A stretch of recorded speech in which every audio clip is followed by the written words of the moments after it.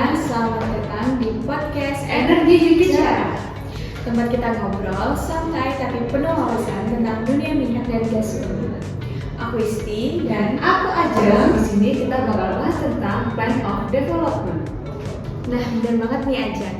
Mungkin banyak yang udah sering dengar istilahnya, tapi belum tahu secara detail apa isi dan tujuannya.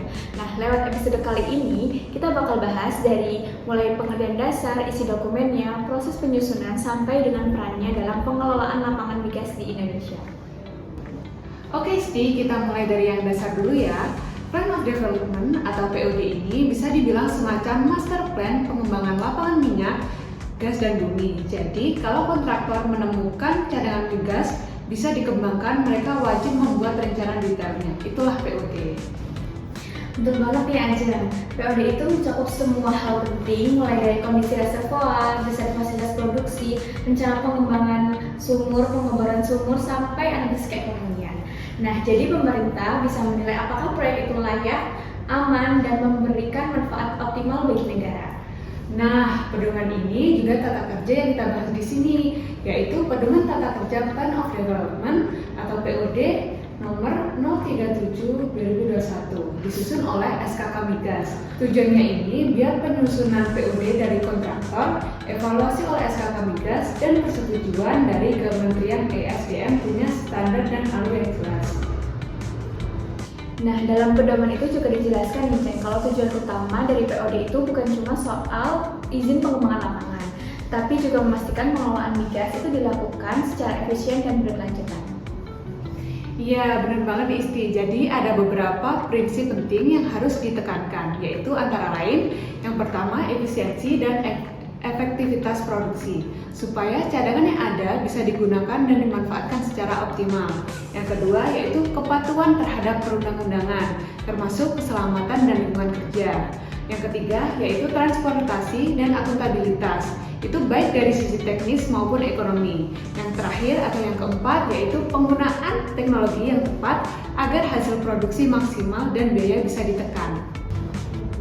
Oke, sekarang kita akan bahas bagian yang paling teknis, yaitu isi dokumen POD.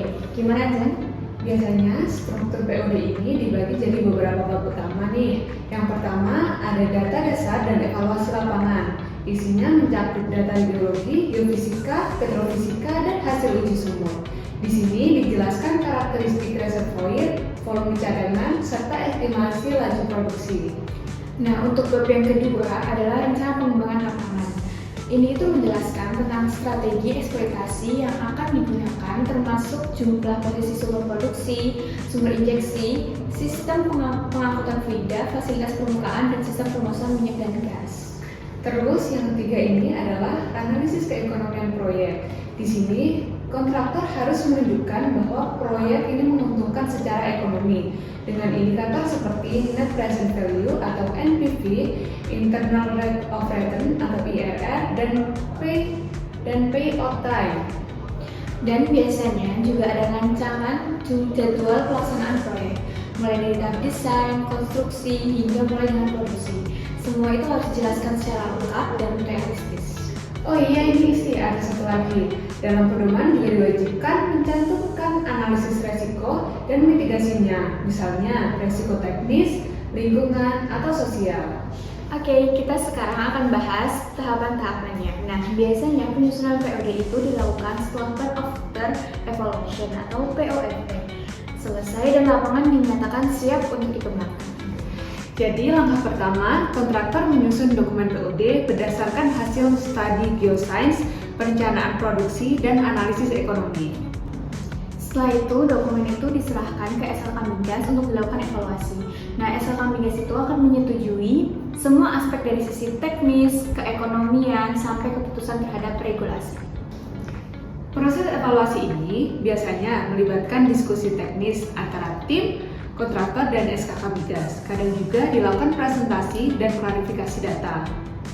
Nah, kalau hasil evaluasinya udah oke nih, Jan, SLK Migas itu bakal membuat rekomendasi kepada Menteri ESDM untuk disetujui. Nah, setelah disetujui, barulah kontraktor itu bisa mulai tahap pengembangan.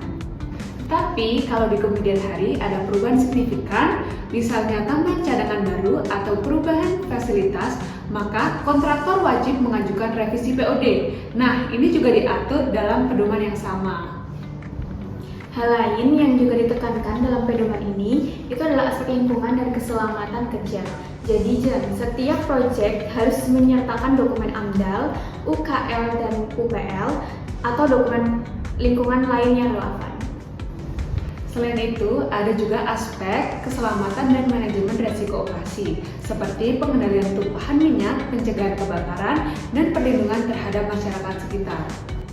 Pedoman ini itu memastikan bahwa pengembangan lapangan migas itu nggak cuma fokus pada keuntungan tapi juga memperhatikan keberlanjutan dan tanggung jawab sosial.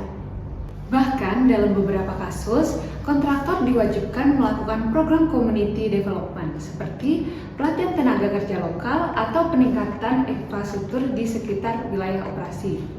Nah teman-teman, bagian yang sering jadi sorotan itu adalah aspek keekonomian. Nah dari pemerintah itu perlu tahu sejauh mana proyek tersebut itu memberikan nilai tambah ekonomi bagi negara. Betul banget nih Isti, jadi ada beberapa pedoman yang dijelaskan setiap POD harus menampilkan proyeksi investasi, produksi, serta pembagian hasil antara pemerintah dan kontraktor. Nah, selain itu juga harus dihitung aspek lokal konten, yaitu TKDN, dan kontribusi terhadap penerimaan negara, baik dari pajak, bagi hasil, dan juga PNBP migas. Jadi teman-teman, dengan adanya pedoman ini, pemerintah bisa memastikan setiap proyek migas benar-benar memberi manfaat sebesar-besarnya buat Indonesia, bukan cuma buat kontraktor. Nah, kalau bisa kita simpulkan nih, pedoman tata kerja Plan of Development itu berperan sangat penting sebagai panduan resmi dan menyeluruh dalam pengembangan lapangan migas di Indonesia. Ya, benar banget nih Isti. Dari segi teknis ekonomi sampai lingkungan, semuanya diatur dengan detail supaya proyek berjalan aman, efisien, dan berkelanjutan. Nah, lewat pedoman ini juga, itu pemerintah bisa menilai kelayakan proyek secara objektif dan memastikan pengelolaan sumber daya alam itu sesuai dengan amanat undang-undang migas. Buat teman-teman yang mau belajar di bidang teknik perminyakan, geologi, dan ekonomi energi, memahami isi pedoman ini penting banget nih, karena ini jadi dasar dalam penyusunan proposal pengembangan lapangan di dunia nyata. Oke, mungkin segitu dulu obrolan kita pada hari ini tentang pedoman tata kerja dari Plan of Development. Semoga kita bisa kasih gambaran yang